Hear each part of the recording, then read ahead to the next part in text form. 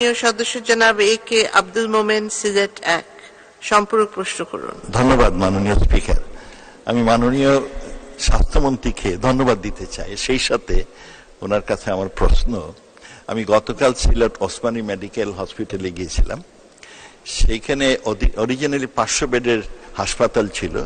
প্রতিদিন প্রায় 2400 পেশেন্ট আসে, তাদের জনবলের অভাব।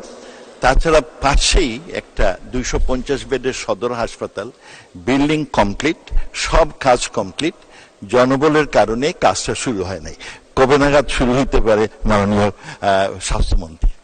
ধন্যবাদ স্পিকার। ধন্যবাদ মাননীয় সদস্য। মাননীয় মন্ত্রী। ধন্যবাদ মাননীয় স্পিকার।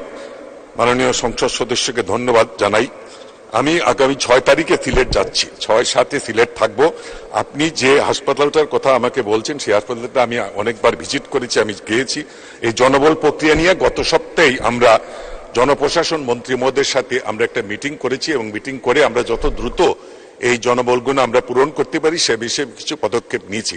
আশা করি যে আমি এটা খুব তাড়াতাড়ি, এই সমস্যার তো সারা দেশে, আমি চেষ্টা করব যে এই সমস্যার সমাধান করা, সাথে জন্য মানুষের চিকিৎসা সেবাটা আমি খুব সহজলভ্য করে দিতে পারি। ধন্যবাদ মাননীয় স্পিকার। ধন্যবাদ মাননীয় মন্ত্রী।